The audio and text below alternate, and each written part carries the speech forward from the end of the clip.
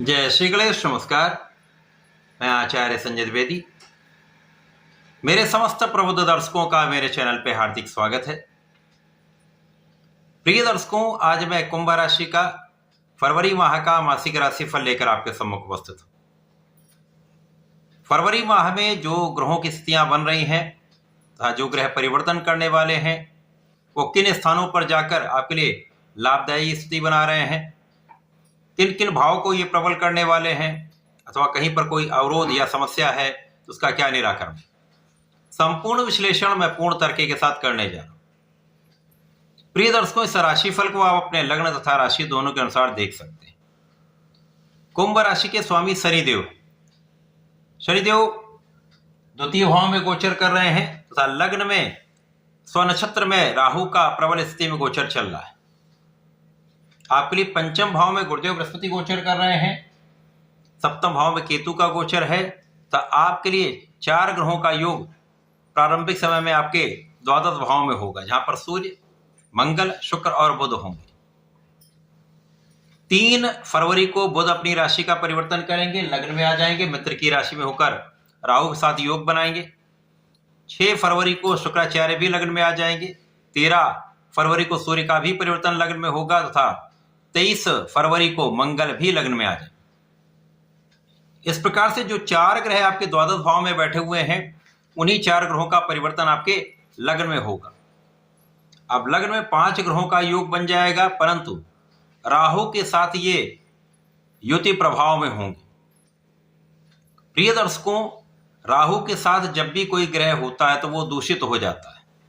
सूर्य को ग्रहण दोष लग जाता है, बुध जड़ दोष में चले जाते हैं, मंगल के साथ अंगारक दोष बन जाता है तथा शुक्राचार्य को ये पीड़ित कर देते हैं। इस प्रकार से जो इन ग्रहों का कार्यकत्व है वो निर्बल हो जाता है।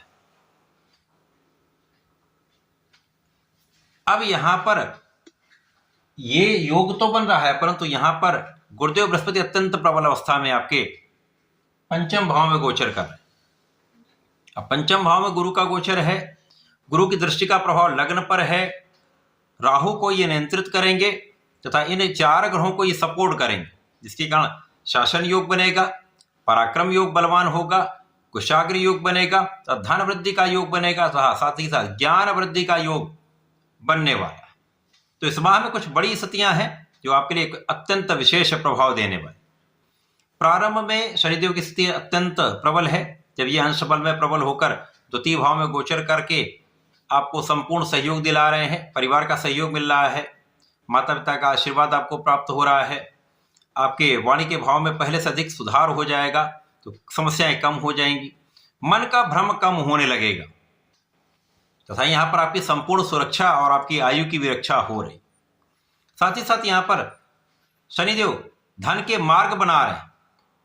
कुंभ राशि के लिए धन के मार्ग विशेष रूप से बनने वाले हैं और आपके लाभ में वृद्धि निश्चित है, यहां पर कोई संदेह नहीं है।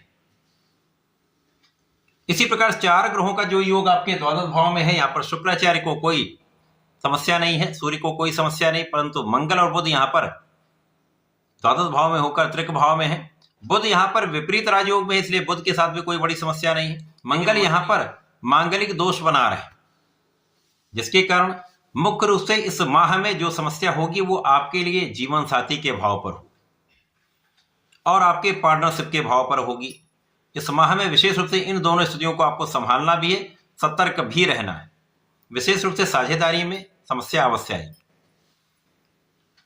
इस समय में मन का भ्रम जो चल रहा था, राहु आपको भ्रमित कर रहे थे, मन का डिविएशन बहुत था, जिसके कारण आपके ज्ञान का भाव भी कहीं ना कहीं कुछ समस्याग्रस्त था, परंतु गुरुदेव अब अच्छी अवस्था में आ रहे हैं, जिसके कारण आपकी शिक्षा का भाव पहले से अधिक अच्छा हो जाएगा। ज्ञान शिक्षा में एक अच्छा परिणाम प्राप्त होगा, पहले से अधिक आपका मन लगेगा। इसी प्रकार से इस समय में आपकी उच्च शिक्षा का मार्ग प्रशस्त हो रहा है, उच्च शिक्षा का योग प्रबल हो रहा है। तो जो लोग स्पेसिफिक क्वालिफिकेशन लेना चाह रहे हैं, हायर एजुकेशन लेना चाह रहे हैं, उनके लिए बहुत अच्छा समय है, उनका ये काम बनने वाला है, उनकी इच्छा पूर्ति हो सकती है। इसी प्रकार से इस माह में आप धार्मिक रहेंगे, आप आध्यात्मिक रहेंगे, तो ये समय आपके लिए अत्यंत अनुकूल है। इसी प्रकार से पिता के भाव में भी वृद्धि हो रही, पिता का सहयोग मिलेगा, पिता का भी कार्य क्षेत्र बहुत अच्छा रहने वाला है। अब जब परिवर्तन होने आरंभ होंगे तो यहाँ पर लग्न में बुध जाएंगे, बुध और राहु का योग बनेगा, मित्रत्व भाव है परंतु जड़ दोष बनेगा। परंतु ये जड़ दोष का प्रभाव तभी होगा जब दोनों के अंशों का अंतर कम हो जाएगा और अत्यधिक निकट होंगे, तो यहाँ पर कुछ समस्या होगी। जो बुध का कार्यकत्व है उनमें कहीं ना कहीं जड़ का प्रभाव आ जाएगा और शुक्राचार्य भी यहाँ पर आ जाएंगे। अब शुक्राचार्य यहाँ पर भाग्य और सुख के स्वामी होकर गोचर करेंगे। राहु के साथ मित्रवत भाव में होते हुए लग्न में बुध और शुक्र का महायोग, धनदायक योग बनने के बाद भी राहु से दूषित होगा, जिसके कारण धन तो कहीं ना कहीं से आपको प्राप्त होता ही है, यहां पर किसी प्रकार की कोई समस्या नहीं हो। धन का अपव्यय होने लगेगा, बिना कारण से धन का व्यय हो जाएगा, अकारण आप कहीं ना कहीं बिना काम के कार्यों में धन का व्यय कर देंगे। जहां पर धन लगाना चाहिए वहां पर नहीं लगेगा, जहां पर नहीं लगाना चाहिए वहां पर बिना कारण से चला जाएगा।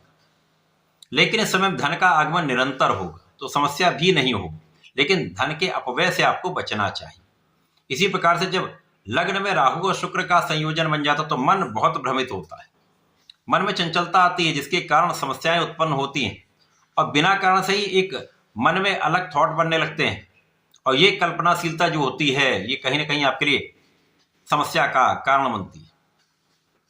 तो जब तक सूर्यदेव लग्न में नहीं आ रहे तब तक आपको अपने आप को बहुत संभाल के रखना है, अपने को संतुलित रखना है, समस्याओं से बचने के लिए अपने मन को स्ट्रांग रखना है।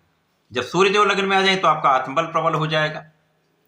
यद्यपि ये शनि की राशि है, शनि अच्छी अवस्था में है, सूर्य शनि की राशि में बहुत अच्छा प्रभाव नहीं देते हैं, परंतु लग्न में आ जाएंगे तो आपको ये आत्मबल का लाभ अवश्य देंगे, तो आपका कॉन्फिडेंस बहुत अच्छा हो जाएगा। अब सूर्य बुध का महायोग आपके लग्न में बन जाएगा तो राहु से जो जड़ दोष का प्रभाव वो कम होने लगेगा। सूर्य भी ग्रहण में होंगे, लेकिन यदि इस समय आप संतुलित रहते हैं, विचारशील रहते हैं, विवेक के साथ कार्य करते हैं, बुद्धि का उपयोग करते हैं और बिना विचारे नहीं बोलते, तो किसी प्रकार का विवाद भी नहीं होगा, किसी प्रकार की समस्या भी नहीं होगी और आपके निर्णय में सटीक प्रभाव प्राप्त होगा। क्योंकि नेतृत्व की क्षमता तो यहां पर आपके अंदर आ जाएगी, लेकिन गलत डायरेक्शन में यदि आप चले गए, काम करना कुछ है और कहीं और काम करने लगे, लक्ष्य कुछ निर्धारित किया है, विचार कहीं किया है और काम कुछ करने लगे, तो समस्याएं यहां पर अवश्य होंगी। तो इस समय में केवल करना क्या है, गुरु का प्रभाव भी है लग्न पर, तो यहां पर आपके अंदर शासन की क्षमता तो है, पराक्रम भी आपके अंदर है, बुद्धि बल भी है, तो केवल विचारशील रहना। किसी भी काम को करने से पहले अच्छे से समझ लें, विवेकपूर्ण निर्णय लें, तो समस्या नहीं आएगी। और जब मंगल का परिवर्तन भी लग्न में हो जाएगा तो मंगल यहाँ पराक्रमेश है। अब पराक्रमेश हैं और आपके लिए कर्म क्षेत्र के स्वामी मंगल लग्न में आ जाएंगे। यद्यपि यहाँ पर मांगलिक दोष तो बना ही रहेगा, परंतु आपके अंदर ऊर्जा का श्रेष्ठ प्रवाह होने लगेगा। अब इसके दो प्रभाव प्राप्त होने लगेंगे। एक तो राहु के साथ अंगारक दोष बनेगा तो क्रोध बढ़ सकता है, त्वरित निर्णय की आदत हो जाती है, जल्दीबाजी में आप कार्य करना चाहते हैं, इनसे बचना है। क्रोध पर नियंत्रण, जल्दीबाजी में कोई कार्य नहीं करना है, अपनी ऊर्जा का सही उपयोग करना है। ऊर्जा का श्रेष्ठ प्रवाह होगा और गुरु का प्रभाव भी है, जिसके कारण आप धैर्य के साथ निर्णय लेंगे तो कहीं पर कोई कष्ट नहीं होगा। केवल इतना समझिए, यदि आप ऐसा करते हैं तो ऊर्जा का सही उपयोग आप अपने काम के क्षेत्र में कर सकते हैं, अपने प्रोफेशन में कर सकते हैं, अपने व्यापार को बढ़ाने में कर सकते हैं और अपने ज्ञान वर्धन में कर सकते हैं, उच्च शिक्षा में कर सकते हैं। तो ये आपके लिए अत्यंत महत्वपूर्ण भी है, अत्यंत उपयोगी भी होगा। लेकिन जरा सा भी डिविएशन, जरा भी मन का भ्रम या लोगों की बात में आकर यदि आपने कोई डिसीजन ले लिया तो समस्या अवश्य हो। तो यहाँ पर केवल और केवल अपने बुद्धि बल पर, अपने ज्ञान पर, अपने परिवार पर, अपने पिता पर यहां पर आपको विश्वास करना चाहिए और गुरु पर विश्वास करना चाहिए। यदि आप इतना करते हैं तो समस्याएं नहीं होंगी। इस समय का सदुपयोग करने के लिए नियमित रूप से भगवान शंकर मोचन की शरण में रहकर हनुमान चालीसा का और हनुमानाष्टक का 40 दिन का संकल्प करके आप पाठ करें। निश्चित रूप से समस्याएं भी दूर होंगी, आप दृढ़ भी होंगे, आप संतुलित भी होंगे, मन भी नहीं भ्रमित होगा तथा गणपति की पूजा करें। संकटनाशन गणेश स्तोत्रम का नित्य पाठ करेंगे तो कहीं पर भी बुद्धि विवेक का भाव दूषित नहीं होगा, आप सही उपयोग कर पाएंगे। तो ऐसा करके इसका लाभ लें। धन्यवाद, नमस्कार।